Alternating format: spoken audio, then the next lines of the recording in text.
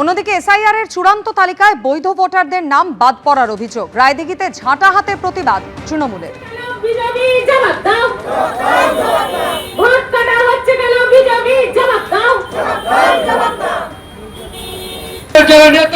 তাদেরকে বেছে বেছে ভোট দিয়ে তাদেরকে এক ডিভিশনে নাম রাখা হয়েছে। এই বিষয়ে বিস্তারিত আমাদের জানাবেন প্রতিনিধি গৌতম মণ্ডল আমাদের সঙ্গে টেলিফোন লাইনে রয়েছেন। গৌতম,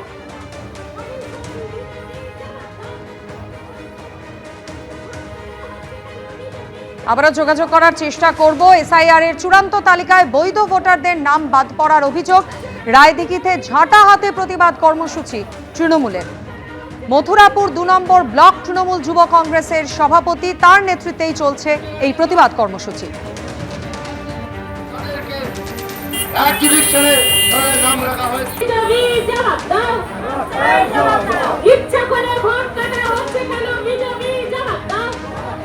আবারও যোগাযোগ করে নিয়েছি, প্রতিনিধি গৌতম মণ্ডল সঙ্গে রয়েছেন। গৌতম, দেখো মাধুরী, দক্ষিণ ২৪ পরগনার রায়দিঘি বিধানসভা যে কোম্পানি টেক এলাকা রয়েছে, এই কোম্পানি টেক এলাকায় আজকে তৃণমূল কংগ্রেসের পক্ষ থেকে একটা প্রতিবাদ সভা করা হয় এবং সেই প্রতিবাদ সভা নেতৃত্ব দেন তৃণমূলের যে ব্লক নেতৃত্ব, যুব নেতৃত্ব উদয় হালদার। তার নেতৃত্বে এখানে শতাধিক মহিলা তারা ঝাঁটা হাতে বিক্ষোভ দেখান এবং তাদের যেটা অভিযোগ যে এই যে মথুরাপুর ২ নম্বর ব্লক এবং রায়দিঘি যে বিধানসভায়, সেখানে একাধিক ব্যক্তির নাম সেটা বিবেচনাধীন রয়েছেন এবং এই বিবেচনাধীনের তালিকায় রয়েছেন বেশ কয়েকজন কর্মাধ্যক্ষ এবং জনপ্রতিনিধি।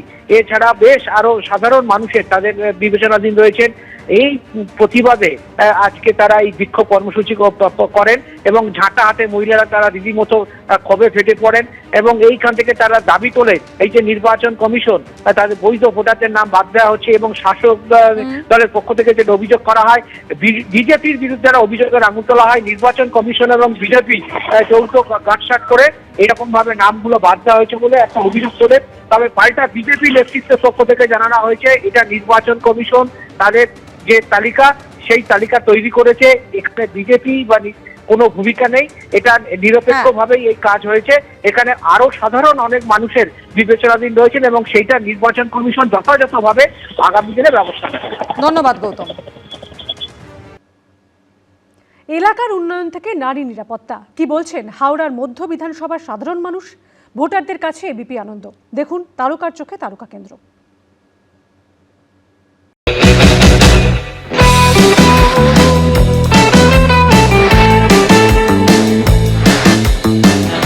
হাঁকড়লি হাওড়া বোঝার লোক গিজগিজ করছে চারপাশে।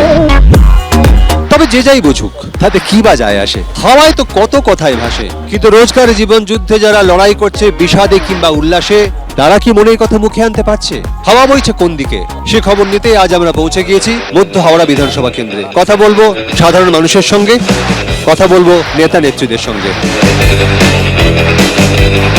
यहाँ प्रमोटर लोग समझ लीजिए आप, पूरा रूलिंग पार्टी का पूरा एकदम बहुत क्लोज जो है वही प्रमोटिंग कर पा रहा है, और वो प्रमोटिंग में अनलीगल तो अनलिमिटेड। এই ধরনের তো কোনো সমস্যা আমরা এখনো পর্যন্ত ফেস করিনি। কাউন্সিলর নেই, কেউ নেই, সাফ সাফাই নেই। এইখানে আমরা দেখতে পাচ্ছি রাস্তাঘাট ডেট পরিষ্কার হচ্ছে, ভালোই হচ্ছে। তৃণমূল সরকারের আমলে এটা বুঝতে পেরেছি, এখানে আইন না মানাটাই হচ্ছে যে আইন। আমাদেরও কিছু কিছু ভুল থাকেই, যেখানে ধরুন ব্যারিকেড করা হলো, ব্যারিকেড এসে আমরাই সেই ব্যারিকেড সরিয়ে দিয়ে আমরাই এগিয়ে চলে যাই। কলের জল যেখানে 1:30 আসবার কথা, সেই জল আসে 2:15 আধ ঘন্টা থাকে, তারপর আবার চলে যায়। সেরকম কিছু সমস্যা হাওড়ায় নেই। রাজ্য সরকারের খুব ভালো এবারে হাওড়ায় উপর কাজ করেছে। রাস্তাঘাটও এখানে আমাদের পাড়া আমাদের সমাধানে প্রচুর কাজ হয়েছে। যখন এখানে সিপিএম এর সরকার ছিল, প্রত্যেক এরিয়া একজন করে সমাজ বিরোধীর নামে ওই এলাকা চেনা যেত।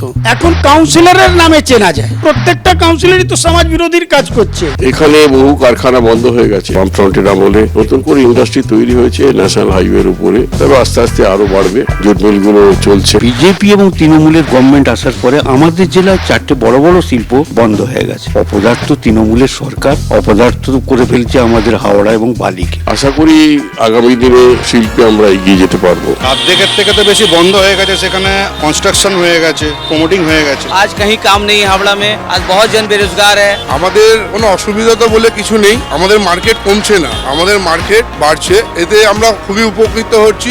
আগে যা হাওড়া ছিল, মমতা ব্যানার্জি সিএম হওয়ার পরে হাওড়াটা উন্নত তো হয়েছে অবশ্যই, আমাদের মেট্রো চ্যানেল হয়েছে, এখানে মেট্রো স্টেশন হয়েছে, এখান থেকে যাতায়াতে অনেক সুবিধা হয়ে গেছে। আমাদের হাওড়া শহরে কোনো নতুন রাস্তা তৈরি হয়নি, আর যেটুকু রাস্তা আছে সেটাও ভয়ঙ্কর অবস্থা। ওই জন্য হাওড়া শহর যৌতুগৃহে পরিণত হয়েছে। এই হাওড়া মধ্য বিধানসভা কেন্দ্রে গত 3টে বিধানসভা নির্বাচনেই তৃণমূল কংগ্রেস জয়লাভ করে। প্রথমবার 2011, সেবার তৃণমূলের শ্রী অরূপ রায় প্রায় 62% ভোট পেয়ে জয়লাভ করেন, সেবার বাম এনেছিল দ্বিতীয় স্থানে।